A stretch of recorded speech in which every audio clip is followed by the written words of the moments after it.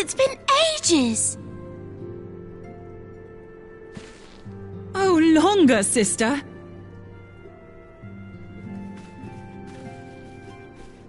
A joyous reunion indeed. Well, of course it is. Moon and I are like twin sisters. Save in appearance and aptitude.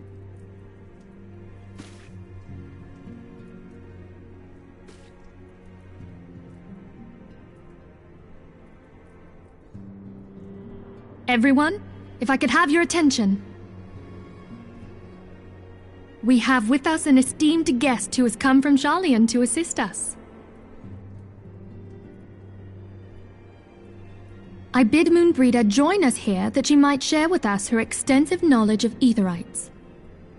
Also, as many of you are already aware, she has been overseeing our research into white auricite, a sample of which she has been good enough to bring with her.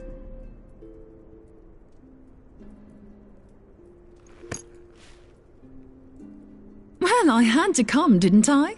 You'd have to be bloody daft to turn your nose up at a chance like this. Where better to conduct my final tests than a land so steeped in ether you can taste it? 'Tis plain the passage of the years hath done little to dampen thy youthful spirits. And nothing at all to reform thy youthful manner.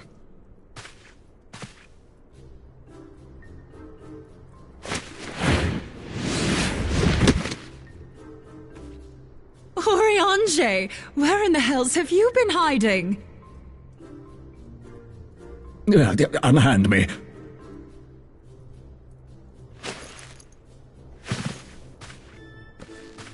I come all this way, and that's what you have to say to me.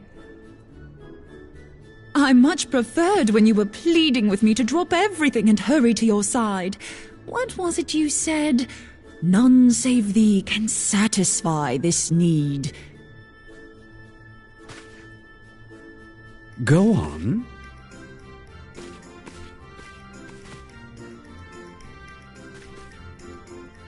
Thine artless attempts to misrepresent mine all too innocent motives do thee little credit. Mine intent, as well thou knowest, was but to impress upon thee the gravity of the circumstance. Lest thou doubt, a deiform entity shall shortly be summoned, save if thou and no other grantest my compeers thine aid. You still haven't found it, then, your missing Aetherite? We have not, no. We know that Iceheart teleported to an Aetherite not far from the first, yet even after careful analysis, we could not locate the second beacon. We now suspect that the heretics destroyed the second Aetherite to impede our pursuit. Our allies continue to scour Snowcloak for Iceheart's sanctuary, but we have no guarantee that they will find it. Yet it must be found, for even now Iceheart prepares to call upon Saint Shiva. I'm sorry, but if the Aetherite's been destroyed, then that's that. Although, you're absolutely sure she used the first Aetherite, are you? She didn't just use teleportation magics? One of our own bore witness to her escape. I can say with absolute certainty that Iceheart used the Aetherite.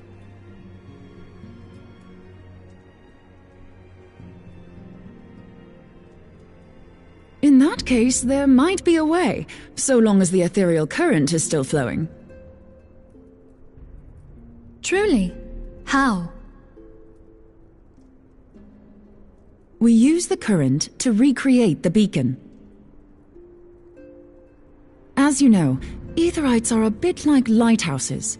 We use them to reconstitute our physical forms when crossing the ethereal sea. Without them, we'd lose all sense of direction and our essence would dissipate.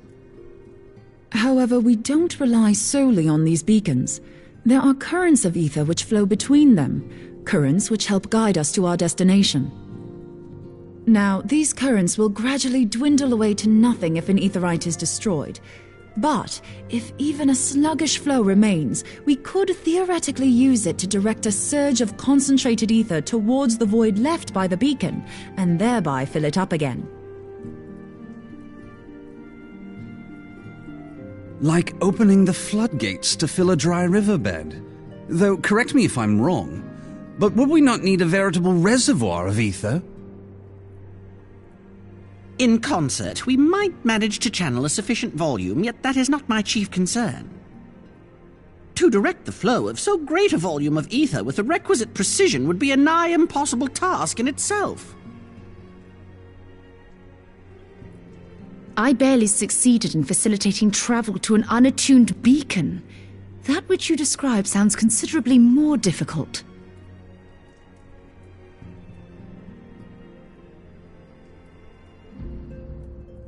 And dangerous. Every person who has attempted to teleport in this fashion has died in the process. They, however, did not have white aura sight at their disposal. I can use it to channel all the ether you can give me into the Aetherite. However, white aura sight cannot retain ether for an extended period of time, so we would need to infuse it immediately beforehand. Just so you know, I'd confidently give this plan better than even odds of success. And if the worst comes to worst, your people won't suffer. Though it risked the lives of our best and brightest, we have not the time to seek other options. If the ethereal current still flows, we shall carry out Moonbreeder's plan. That's the spirit. Let's roll the dice.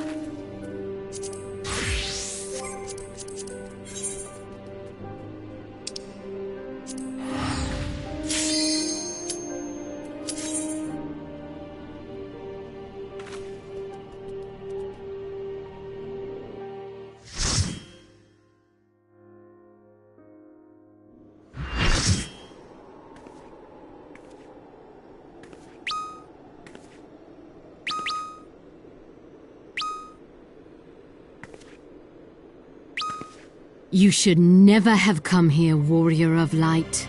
I labor only to forge a lasting peace. A peace you would deny us out of ignorance and blind faith. No matter. If it is our fate to be at odds, then it is mine to strike you down. We whom gods and men have forsaken shall be the instruments of our own deliverance. Partake of my flesh. Fill this vessel with your brothers and sisters once more. Oh, Saint Shiva, still the hatred within our hearts and bless us with eternal grace.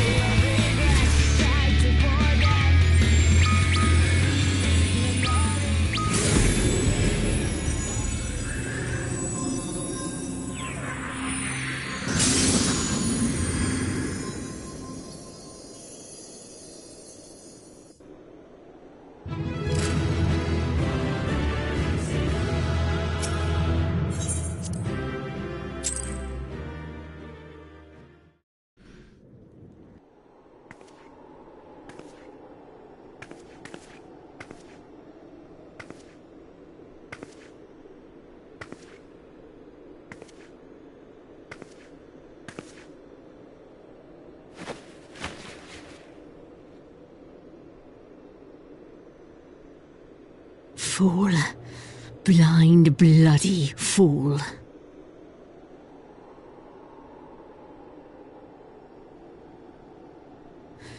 You, of all people, should understand the suffering war begets.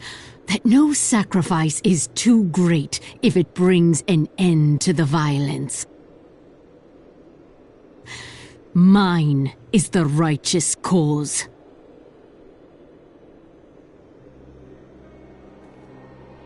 You fight in a war you do not understand. A pawn of liars and schemers. And they are no less ignorant than you, following the creed of their fathers without question, never thinking to ask why. Trapped in a delusion of their own creation, and blind to the truth.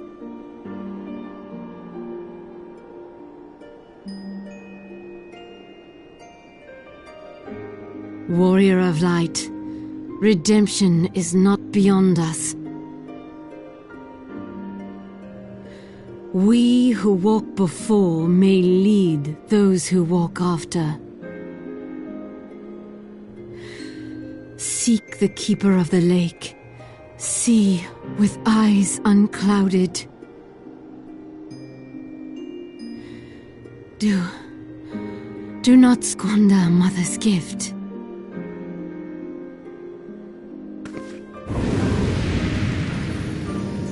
Hear, feel, think.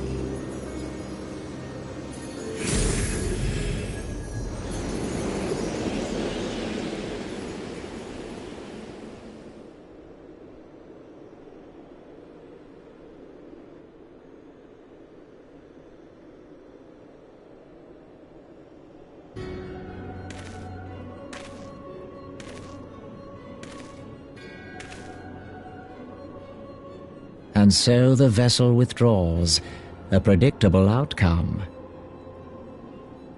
Nevertheless, La Habrea will be pleased.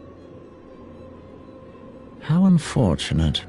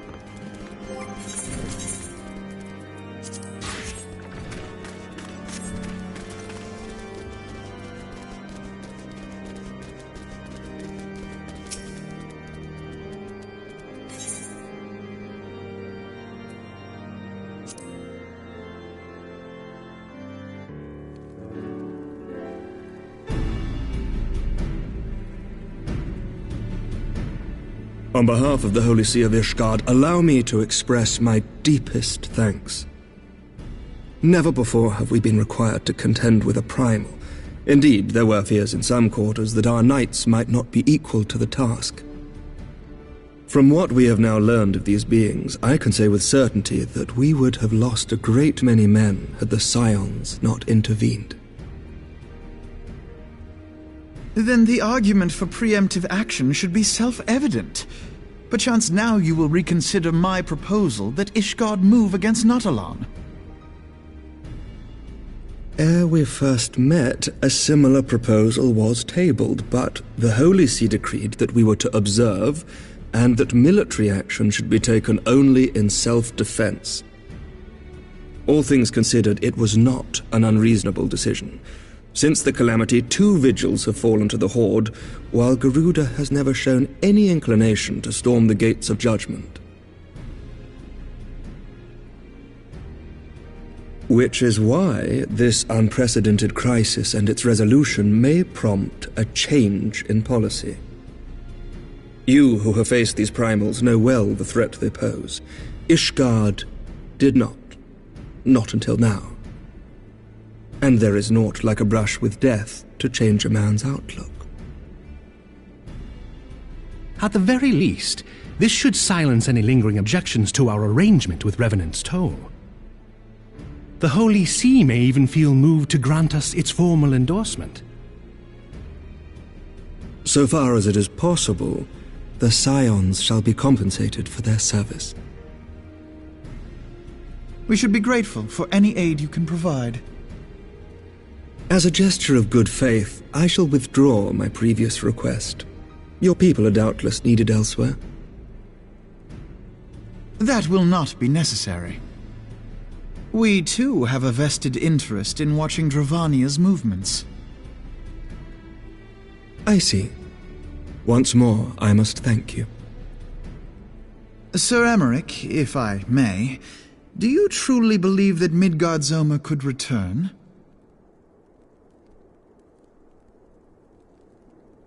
The heavens are a window unto truth, but those who interpret their movements are not infallible. I requested your involvement as a precautionary measure. But of course, you sought an excuse to compensate us from the first, mindful of what would happen if Revenant's Toll were taken by your enemies. Ishgard is not wont to aid its neighbors, but that does not preclude it from manipulating them to serve its own interests. Choose your next words carefully.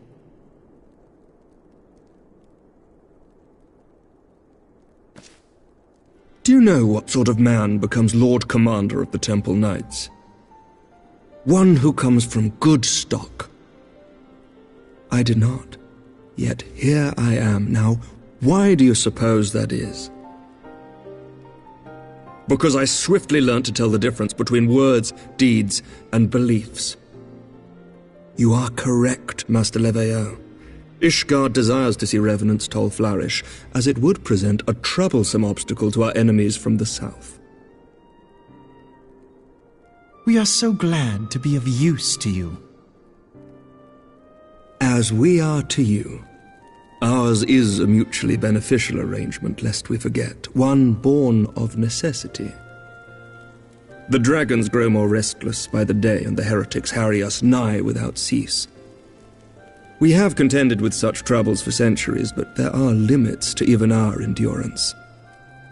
Yet as a pauper is loath to part with his meagre possessions, the leaders of Ishgard are not wont to render up their trust to outsiders. But with perseverance on our part, they may yet be made to see the light. Nevertheless, one must take care when walking the road less traveled. Wise words, Sir Emmerich. I shall make a point to remember them. I must apologize for my earlier outburst.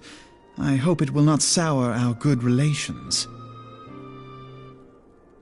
Not at all. You but spoke from the heart. I trust you understand that at times my duties may prevent me from meeting with you. On such occasions, my second-in-command will speak for me.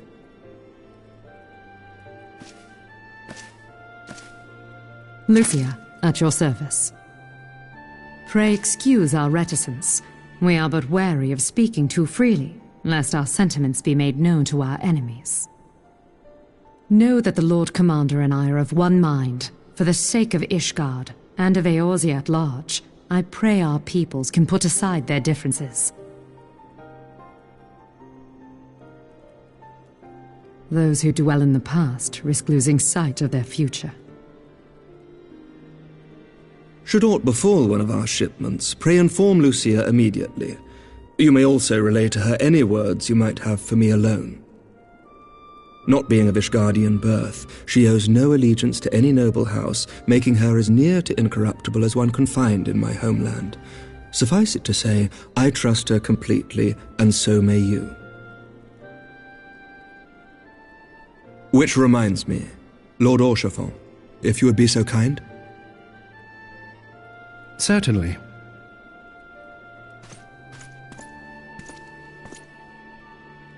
In times such as these, trust is ever in short supply. Mayhap this will go some way to rectify the problem. The results of our investigation into the heretics' recent attacks, as well as our interrogation of the merchant you detained. Sir Emmerich, I cannot thank you enough. Think nothing of it. Ishgard may be many things, but it is no friend to Garlemald. Did I not tell you to have faith, my friend?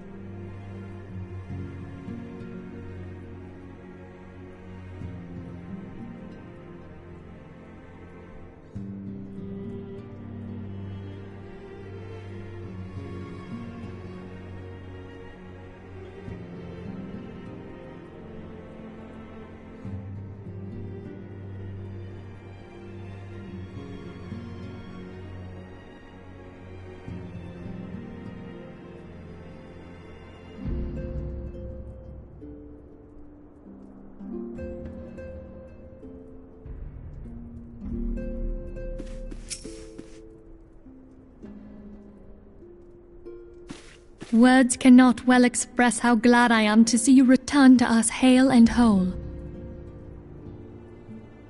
Needless to say, I am most eager to hear your account of that which occurred in Curthis, assuming you're ready to speak of it. Excellent. I shall summon the others at once.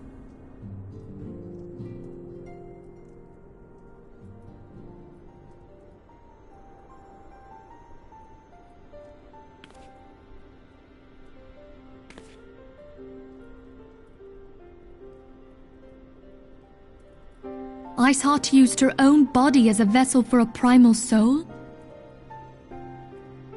Master Louisoix's writings make no mention of such a possibility. Can we be certain this entity was a primal? As certain as we can be that good King Mogglmog XII was a primal, I should think. Both were ostensibly summoned. Let's not quibble over definitions. Of more concern is the implication that Iceheart retained her will, even after she was possessed. We are talking about a mortal, wielding the power of a primal. It can't possibly be that easy, can it? There must be some sort of sacrifice required. Or maybe she's just special? What qualities this woman possesseth, I know not, but full sure am I that she was groomed for this role. Few are privy to the secrets of summoning, and but a single party standeth to profit from their dissemination. Well, I wouldn't presume to comment on how the lass came to know about summoning, but I will say that what she summoned was a primal. The readings were the same, or near as damn it.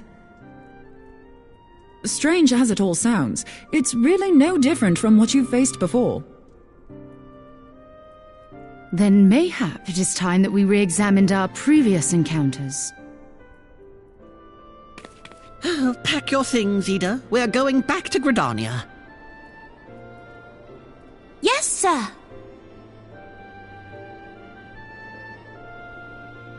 About Iceheart's final words to you. Hear, feel, think. Hydaelyn speaks to her as well.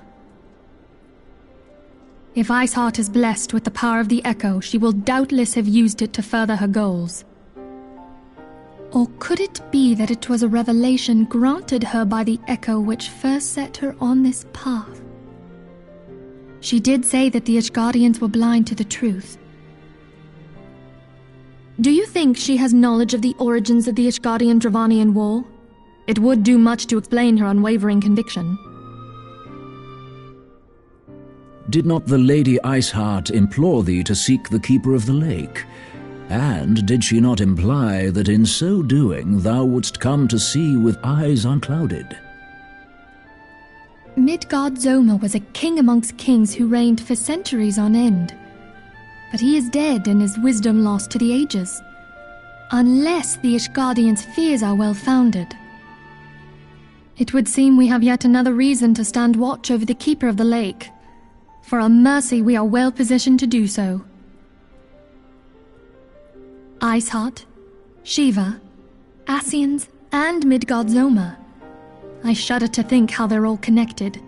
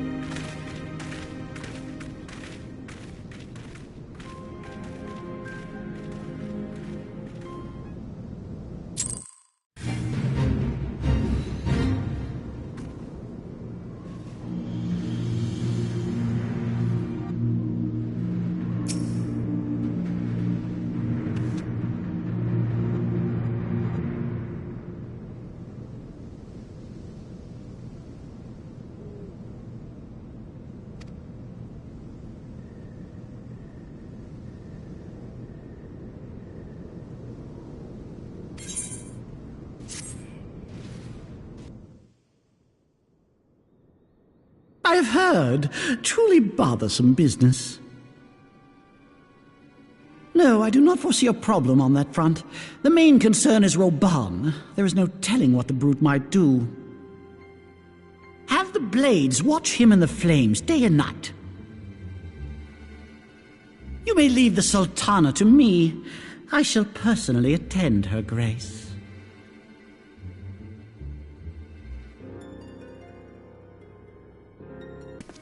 Sever one of the East Aldenard trade routes. That ought to keep Lolorito occupied for a while.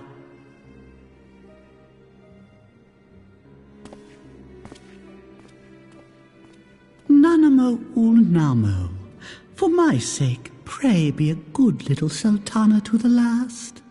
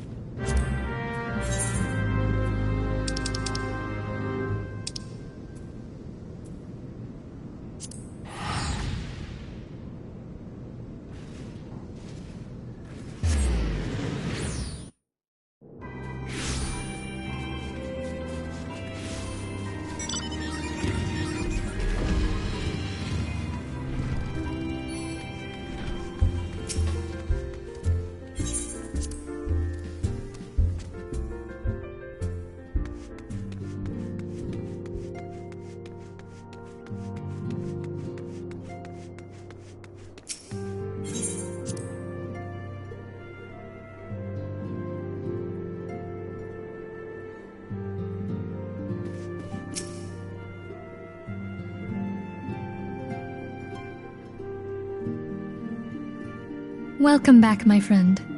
I have already received word from Alfino. To think that Flame Marshal Huayu was the Garlean agent. I know not what to say. Together with Robon, Eline lent us much-needed aid at the time of our Order's founding. She was particularly passionate about the need to tackle the primal threat. When we discussed the subject, her eyes fairly shone with determination. Whatever else she may have been, I choose to believe that it was her true self with whom I spoke then. But now is not the time to dwell on such matters. I have an important announcement to make regarding our effort to defeat the Ascians. We shall begin as soon as everyone is assembled.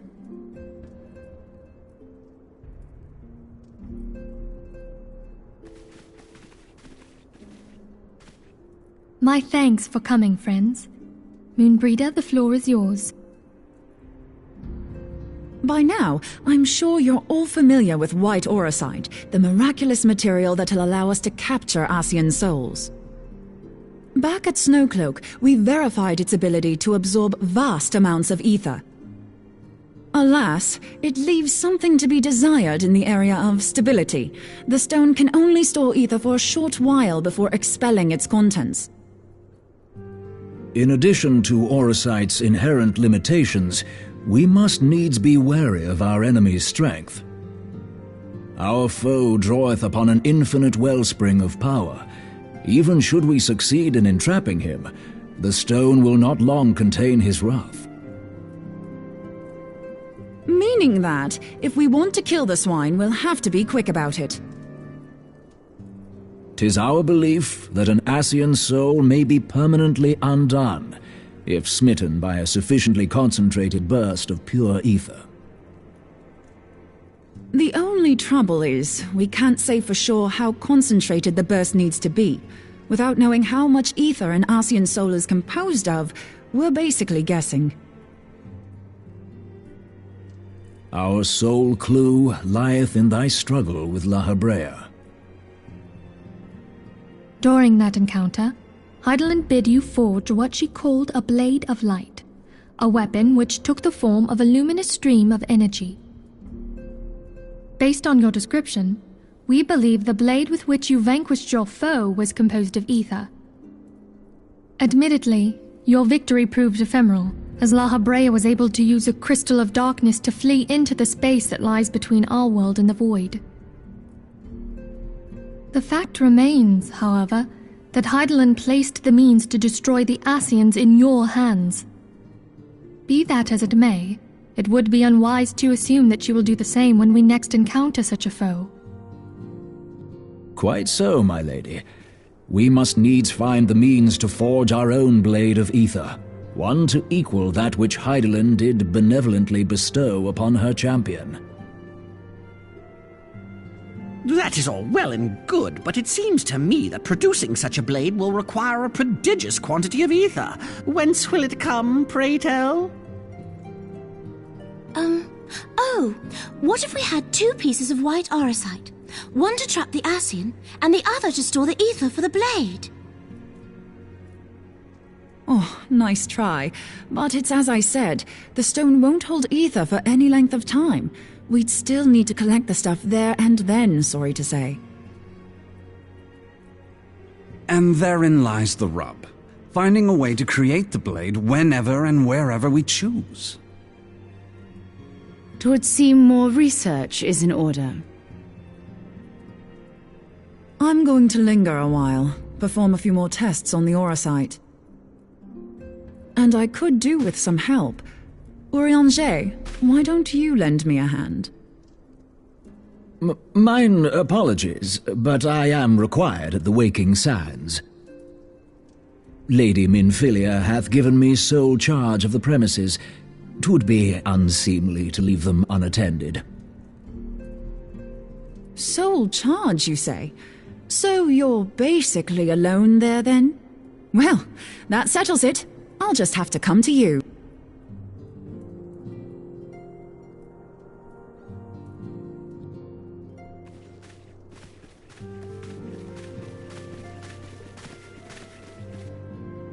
While you were afield, word arrived from the Charlian motherland. You will recall that a survey party was dispatched to investigate the incident of the Isle of Val. What they discovered was troubling, to say the least. According to the report, the isle has been erased from existence. 'Twas as if a hole had been torn in the very fabric of reality. Aye, yet the mystery endeth not with the isle's disappearance. It hath come to light that a number of scholars in various other locales were reported missing at a similar juncture. What's more, they all had something in common with the head of the students of Baldessian. Every last one of them was researching a phenomenon called dimensional compression, or the rejoining as the ancient texts call it. I'll be damned if that's a coincidence. All indications suggest Ascian involvement, but I sense that a force greater still is at work. The entity the dark beings call the one true God. We must pray that my dear friend Kryl regains consciousness soon. If she bore witness to the Isle of Val's final moments, she may be able to shed some light on this mystery.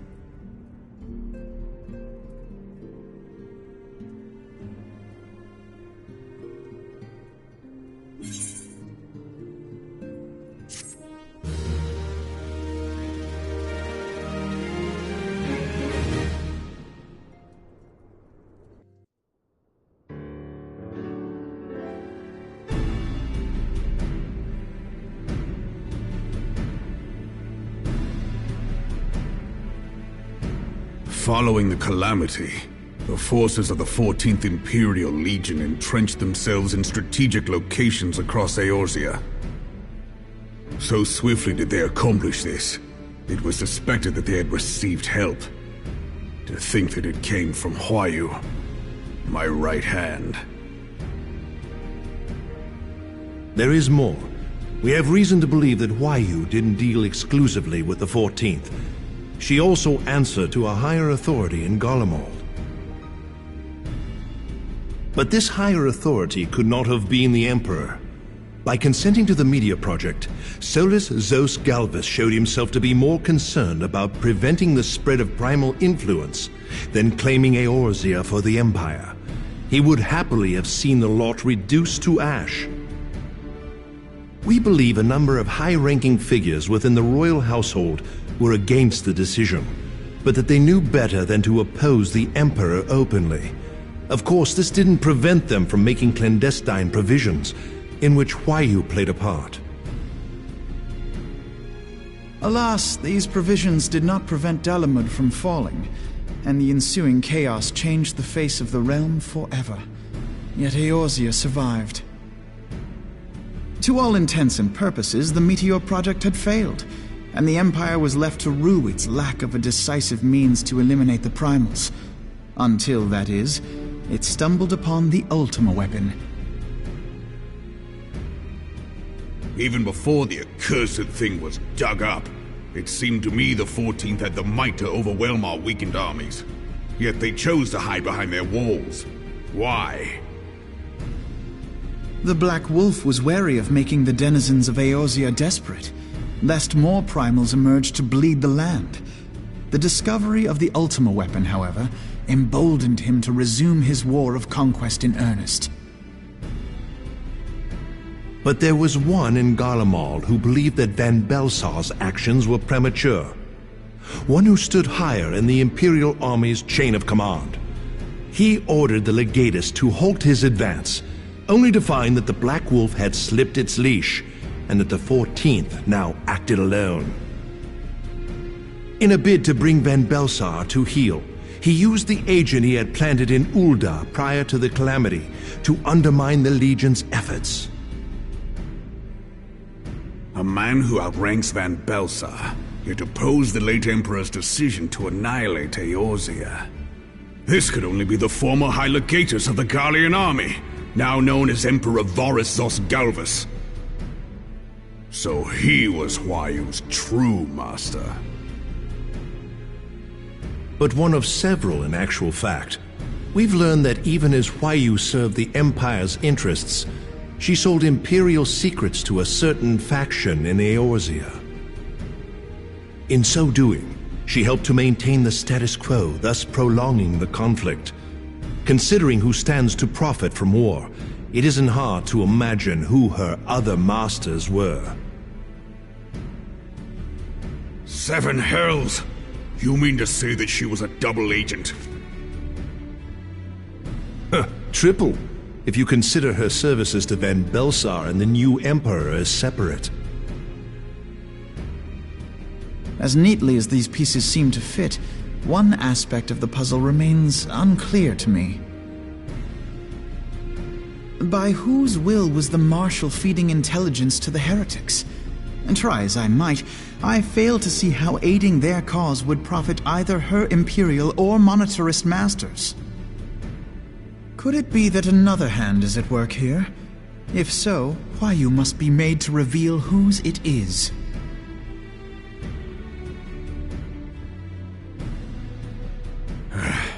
Not only have I lost a trusted friend, now I must interrogate her as a stranger. Not a pleasant task, I grant you, but a necessary one. Unless we weed out the ivy, root, stalk, and stem, it will simply grow back. I know that full well. Those closest to Huayu have already been detained, and I will question them alongside her. General, pray keep in mind that there may be unwitting abettors among them. All will be treated fairly. On that you have my word. Those who are innocent have no cause to fear. You have ever been a friend of truth, General. I hope the unpleasant task of weeding out falsehood will not detain you too long. Though it be for the sake of Eorzea, doubting one's comrades is poison to the soul. And with that, I take my leave.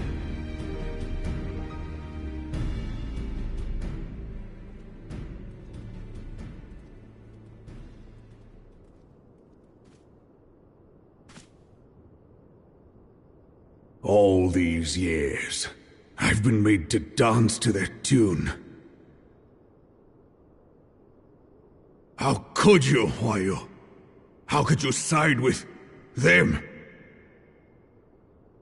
Those cankers who take from this land and give naught in return, who use their power to disempower and grow fat while the people starve. I know you can hear me, monetarist scum! Your crimes will not go unpunished! One day I will purge this land of your sickness! Before the eyes of the 12, I swear it!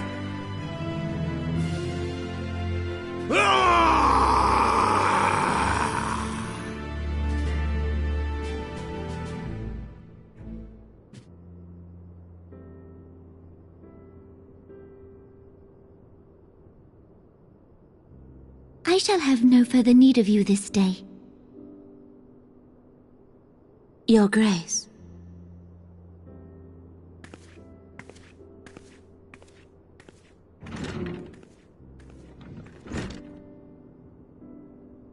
I fear that not even mine own chambers shall remain private for long. Has the situation grown so grim?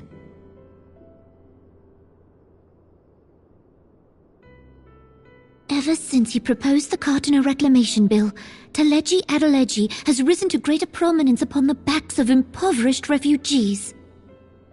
The monetarists were ever united in their pursuit of profit, but the man's actions have torn a rift in their ranks. They snap at each other as rabid dogs. Yet now is not the time to be bickering among ourselves. If this bickering is a threat to law and order, might you not have grounds to dissolve the syndicate? Would that the solution were so simple, Admiral. Alas, my moving to dissolve the syndicate is certain to spark outrage among the influential merchant class, whom the Cabal represents. This would serve to exacerbate the current unrest, and peace would slip still further away. Be they rich or poor, natives or refugees, all who reside in Ul'dah have a right to pursue happiness. It is the duty of a ruler to protect this right. If I am to perform my duty, I must needs tread warily. It would not do to make enemies heedlessly. Were Lord Lolorito here, he would doubtless say that I have my head in the clouds. A ruler is required to take a wide view. Try as we might to cater to all needs, as such, there shall ever be citizens who feel aggrieved. It cannot be helped. But as you have informed us, the monetarists take no view but their own. They hunger for power while the masses starve. In the absence of a common cause, it seems beyond any one individual to make Ul'dah whole. And the presence of a Garlean agent within the immortal flames only makes matters worse. Even accounting for Ul'dah's historic reliance upon mercenaries, such a grievous breach of security is unprecedented. I fear this business will provide the monetarists with a rod to beat Rauban.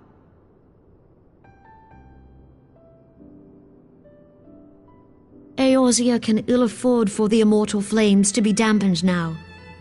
Ere long, the Garleans will turn their ravenous gaze toward our land. Their might, our nations must stand together. Yet for this to happen, our nations must be whole. Cannot be done to improve the situation in Ul'dah.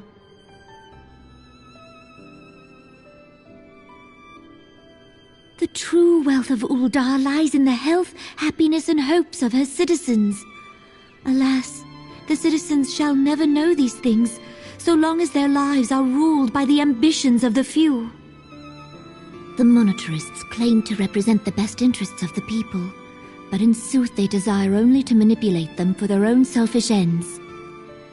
For the government to serve the people, it must be formed of the people. For Ul'dah to move forward, it is not only the syndicate that must be dissolved.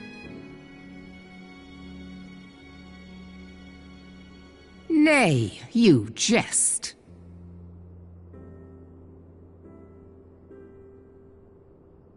My friends, it was for no other reason than to make known to you mine intent that I requested your presence here. When I make my declaration to the people, chaos shall inevitably ensue. As the last monarch in the line of Ul, I make unto you this request. Help Roban to preserve order and protect the people. Forsake them, and you forsake yourselves, for a strong Eorzea will ever have need of a strong Ul'dah.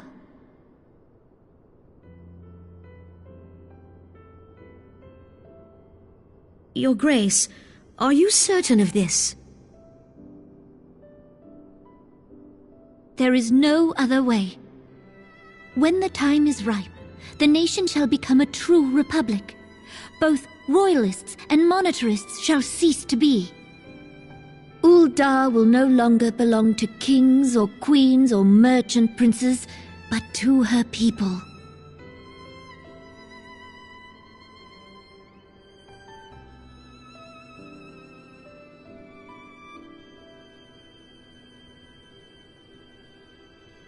Roban, forgive me for casting aside all that you have toiled for in my name. Beyond this gesture, I am powerless to help my subjects.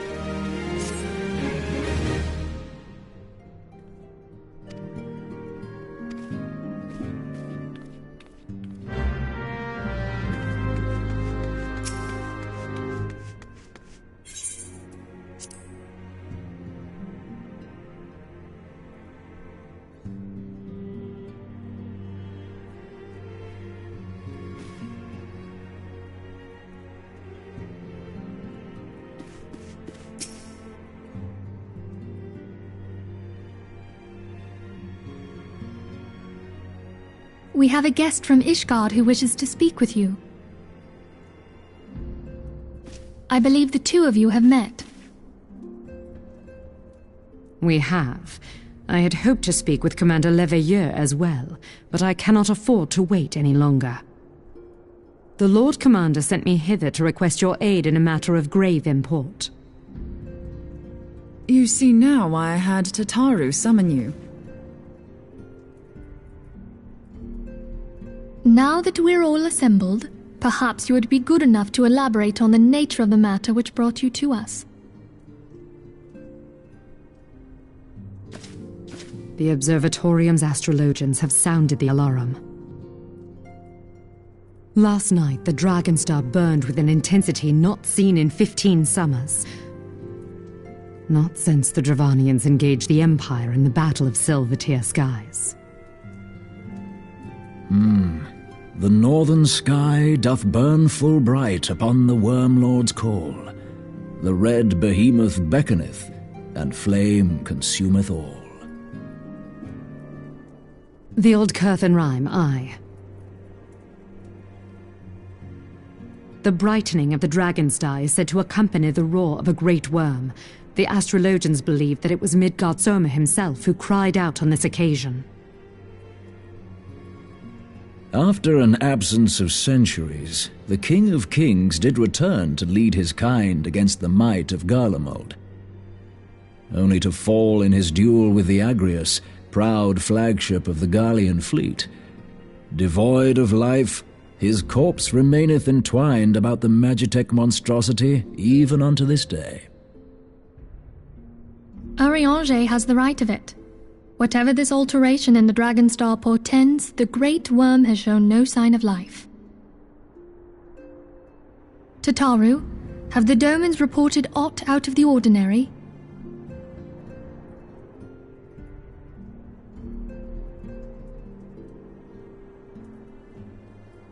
Correct me if I'm wrong, but if Midgard Soma had roared, wouldn't we have heard it here in Revenant's Toll?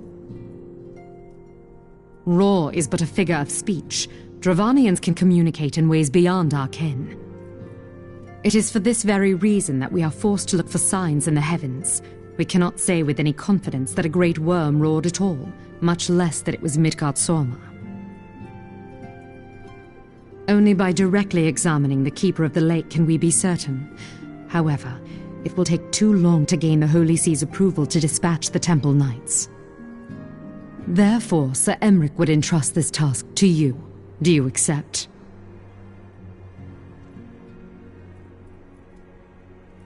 We knew you would not disappoint us. Now, if you would excuse me, I must return and assist the Lord Commander. We have precious little time to prepare. To prepare for what, pray tell? When a great worm roars, his brethren cannot choose but answer. We prepare for battle.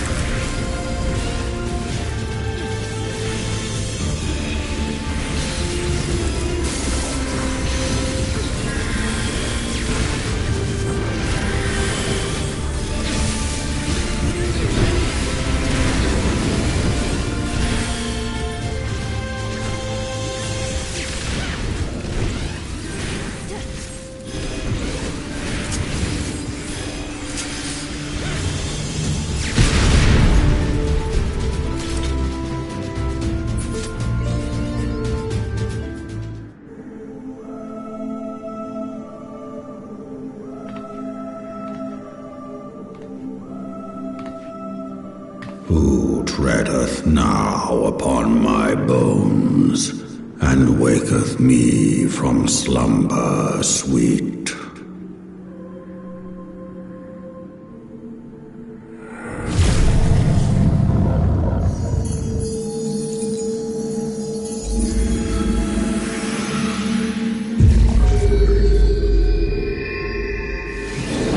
Thou hast forgotten the face of thy Lord. Remember, mortal, and fear me.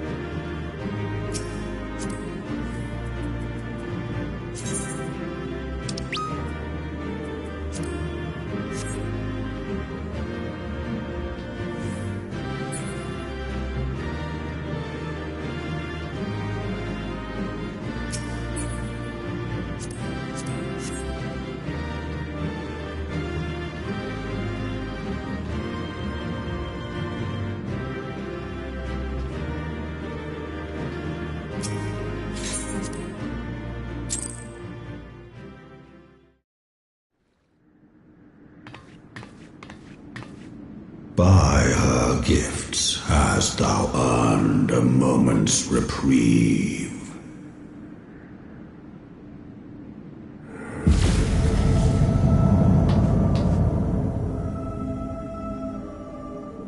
Speak, mortal, and I shall listen.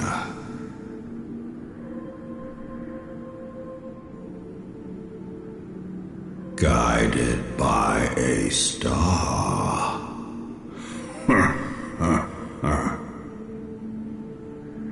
My people have heard the song. Ishgard shall burn.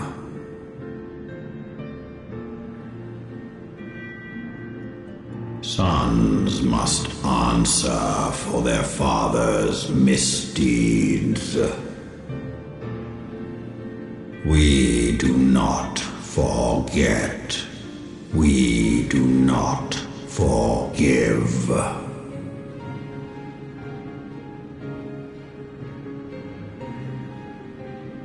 Seven children did I sire. One now singeth of retribution. I rise to join in the chorus. Thou art powerless to silence us, mortal. Yet thou shalt not live to labor in vain. Thy reprieve is at an end.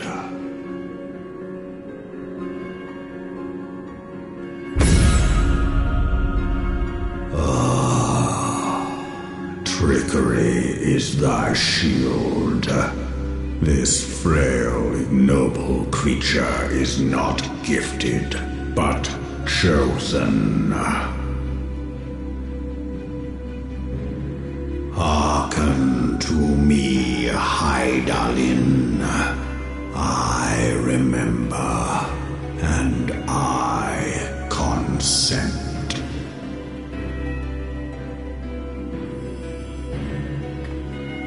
Fear not, mortal. I shall not harm thee.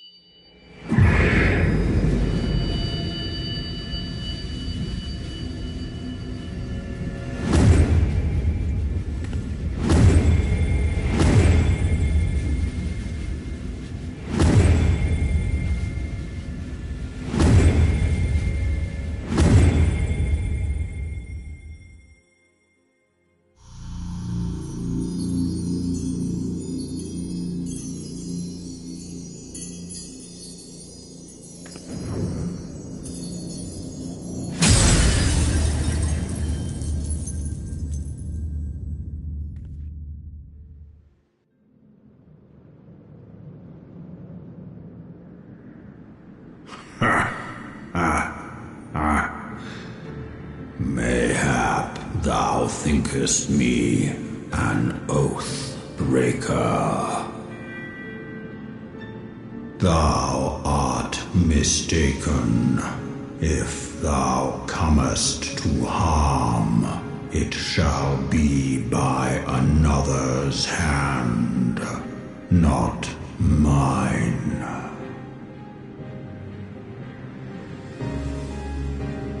I did but strip thee of thy mistress's feeble blessing.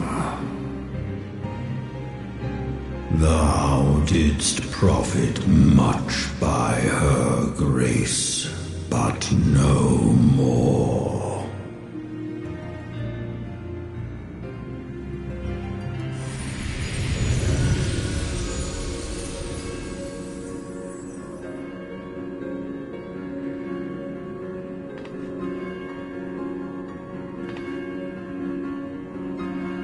The covenant binds me to thee. I shall watch, listen, and wait. Fight and struggle, if it be thy will. Man hath ever coveted that which lieth beyond his grasp.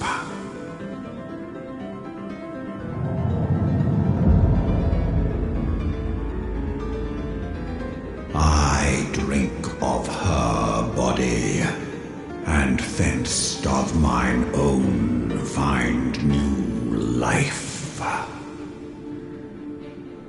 When it hath grown whole, the loyal and penitent shall rejoice.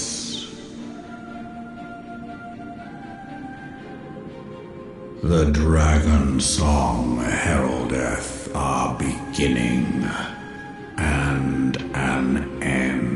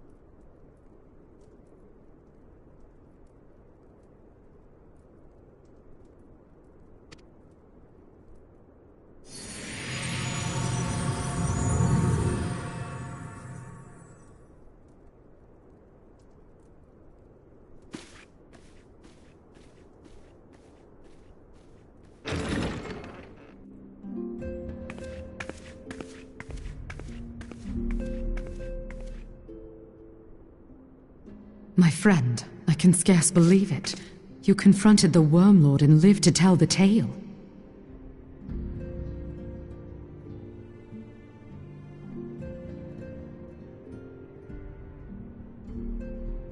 I give thanks to Helone for your preservation. It is our sole cause for gladness. Your encounter with the Keeper of the Lake served to confirm our fears. A great worm has roared, and it makes little difference if it was one of the two in Eorzea or any other. The Dravanians are coming. I am told that Ishgard has magical defenses against Dravanian attack, though I am not privy to their exact nature. Will they be enough to repel a massive force? Ishgard has weathered countless assaults over centuries. This will be no different. And now that you have confirmed the threat, none can ignore the Lord Commander's calls for the wards to be strengthened. I dare not presume to speak for him, but I expect the Lord Commander would sing your praises. I must away, but we shall meet again soon.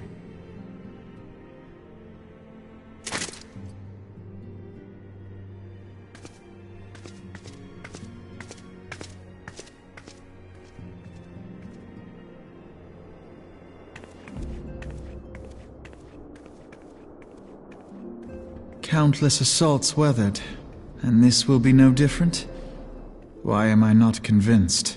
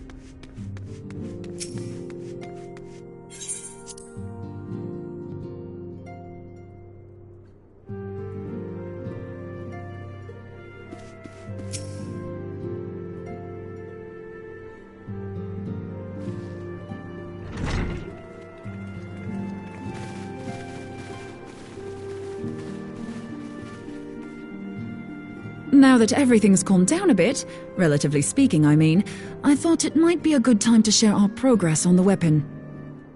I believe we're on the verge of a breakthrough. Well, don't keep us all in suspense.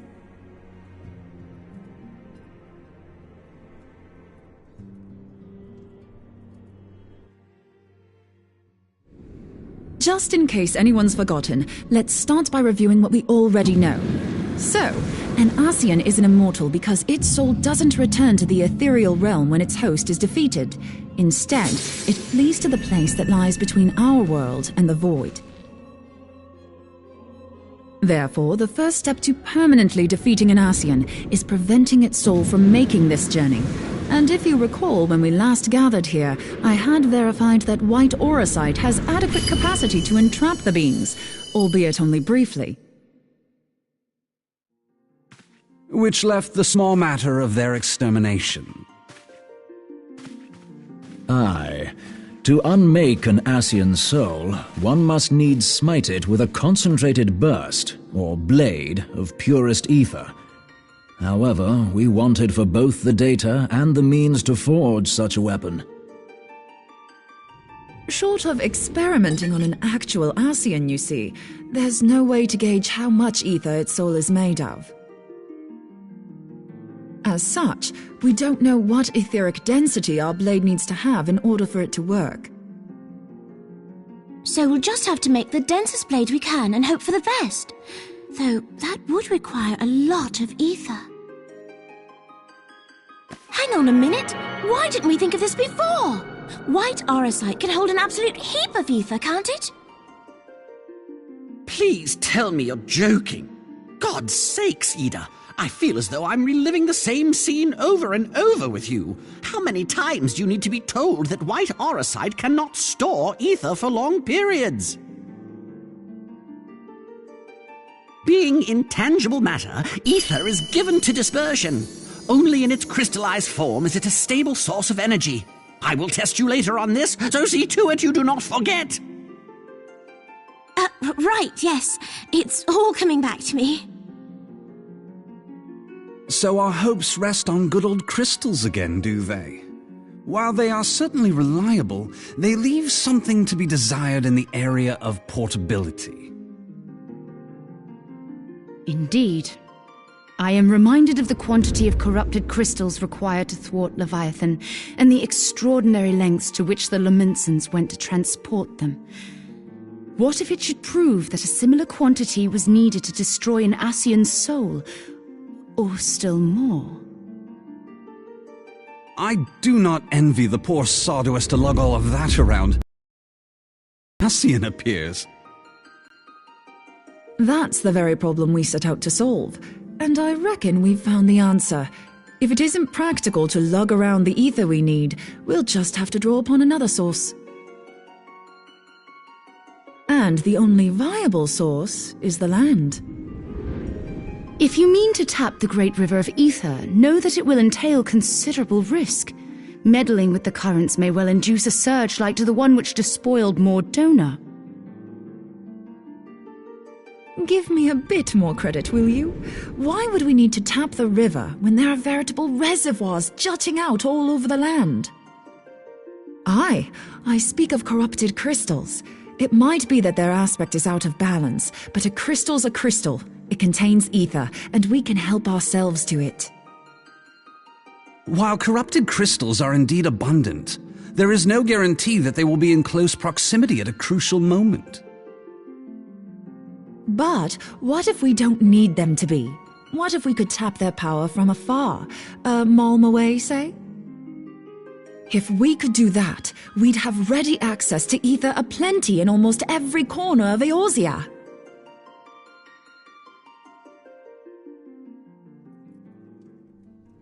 I've yet to put my theories to the proof, but I've got a good feeling about this. If no one has any objections, I'd like to see where this avenue leads. If you think it worth your while, you have my blessing. But tell us, what are your theories? I, for one, am most eager to understand the process, however vaguely.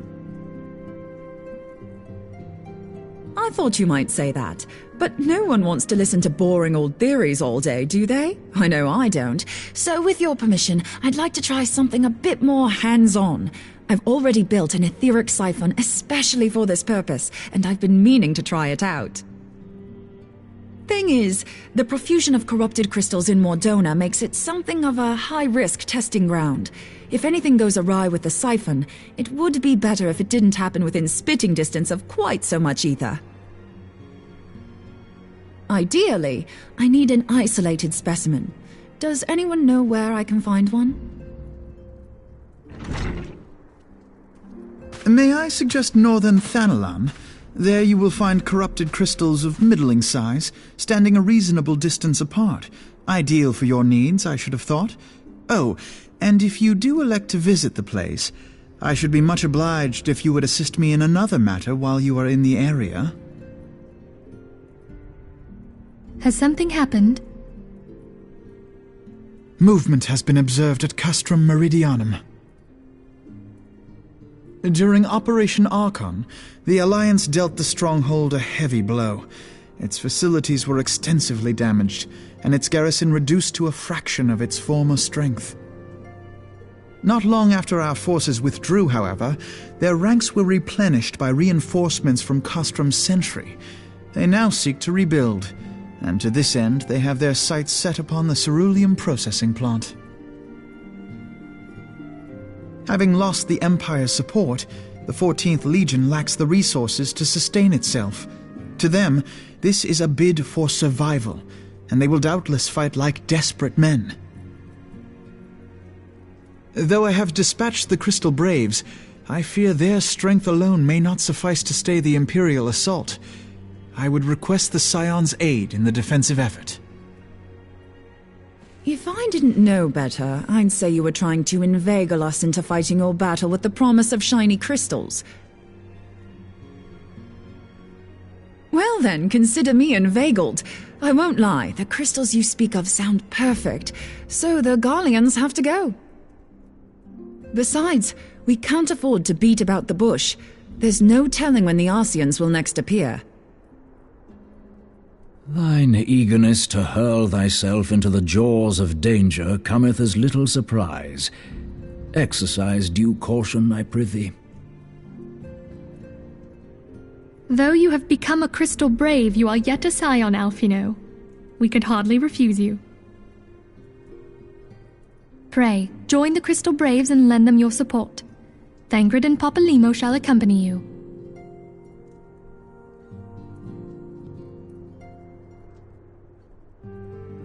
Ida and Yashtola, in the meantime I would have you assist Moonbreeder. Scout out the crystal clusters, that the testing may commence as soon as the Garlean threat has been eliminated.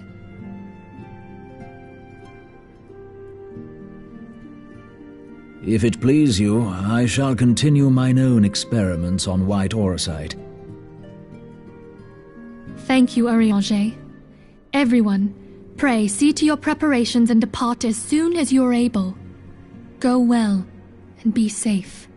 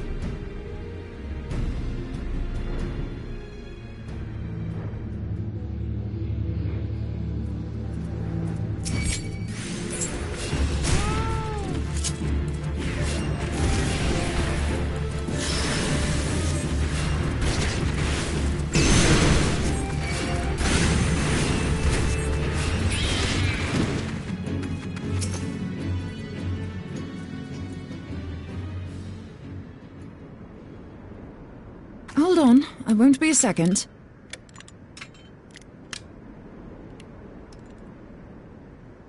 The beast seemed peckish, so I gave it a taste of my axe.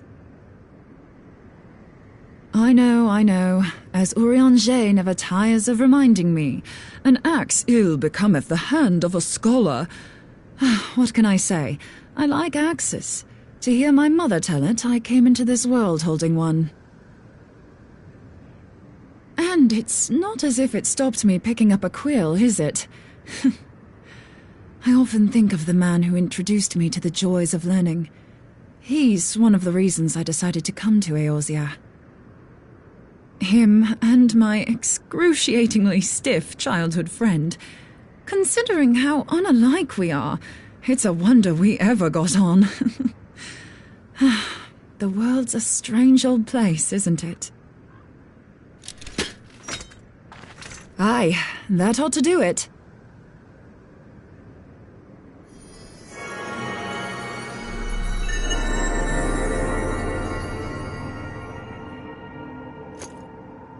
So far, so good.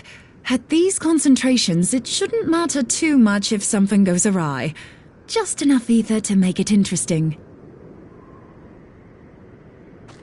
Did you see that? The way the crystal glowed? The siphon works, I'm happy to say. With a few refinements, it should satisfy our appetite for ether, which just leaves the small matter of forging our blade. I'm not sure how to go about it just yet, but I swear to find a way. I'll put a blade in your hands if it's the last thing I do.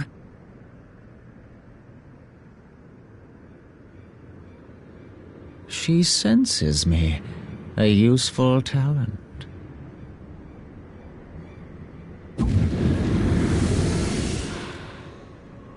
Hanassian, are they onto us?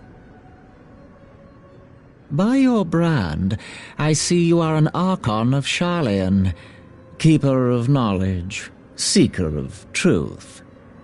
Meddler. I don't know what the hell's you're saying, but I don't much like your tone. Your instincts serve you well. But come, be not unsettled on my account. That lovely brow was not made for frowns. But I waste my breath. Let me direct my words to one who understands them. We meet at last, warrior of light. I am Nabriales. And you have long been a thorn in my side. I suffered the overweening presence of La Habrea that men might host the power of gods, only for you to undo my hard work.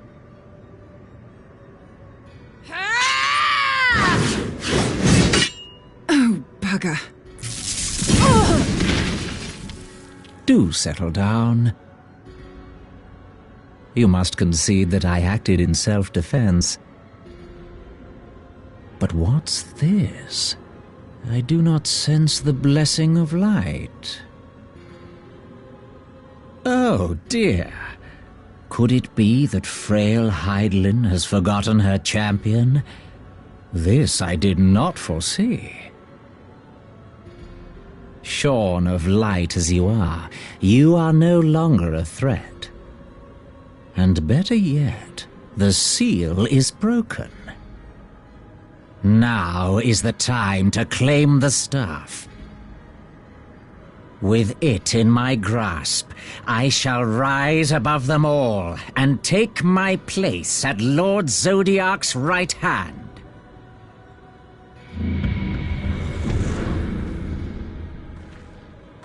What did that bastard want with us?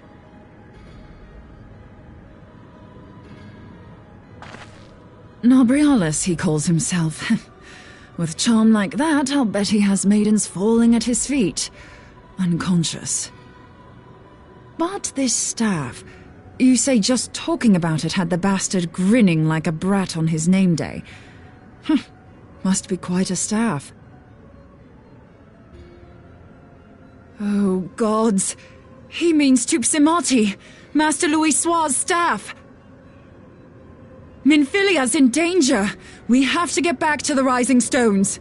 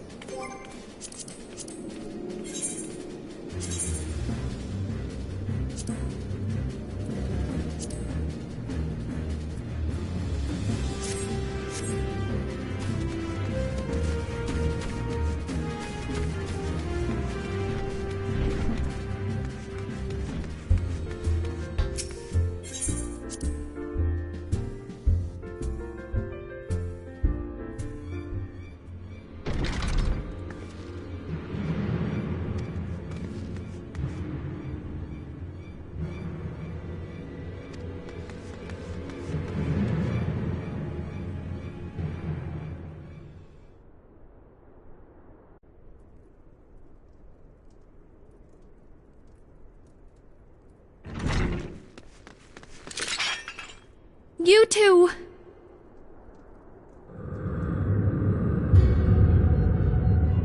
So, you were able to divine my intent. What now, warrior of light? Ah, but that name is no longer fitting. You have become decidedly dull, and quite incapable of barring my entry. What do you mean? You truly do not know? Then I suppose it is only right that I enlighten you. The blessing of light kept you and your fellow meddlers safe. It was that which prevented my kind from entering your domain. My kind, I say, though it had no power over the likes of Elidibus and La Habrea. Being of this world, they could come and go as they please, while I could only look on. But I need look no longer. Now that the seal is gone, I mean to act. Unlike the others, I am not given to waiting. I shall take that staff and bring about the next rejoining. Rejoining? Then it was your doing. The Isle of Val, the scholars, all of it.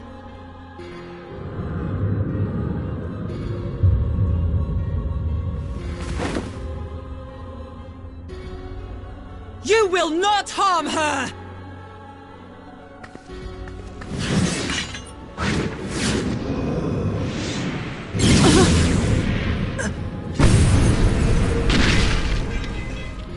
Moonbreeder!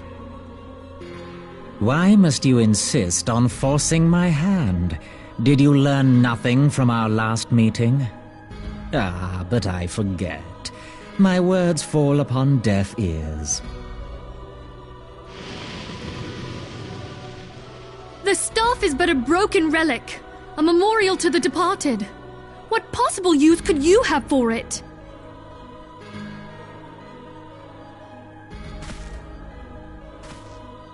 What use? You mean to say that all this time you kept the key, never knowing what it was you possessed? The staff Tupsimati, or rather the stone tablet it bears, is host to a great power. Together with the horn, it can be used to draw vast quantities of ether from its bearer's surroundings. How else do you think Louis Soir was able to invoke the power of the 12 without making them an offering of crystals? Summoning requires not only prayer, but a profusion of ether. Even a child knows that. If I did not know before, you may be certain I do now. But above all, I know that we cannot allow this staff to fall into your hands. I will die before I let you take it.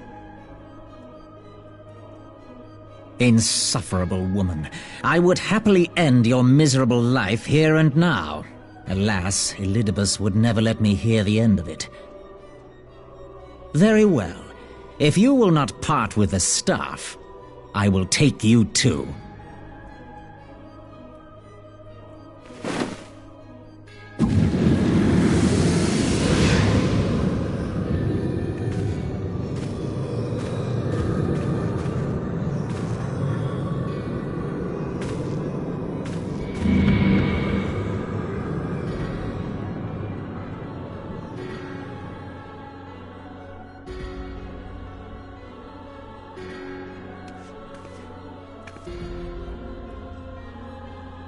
After them!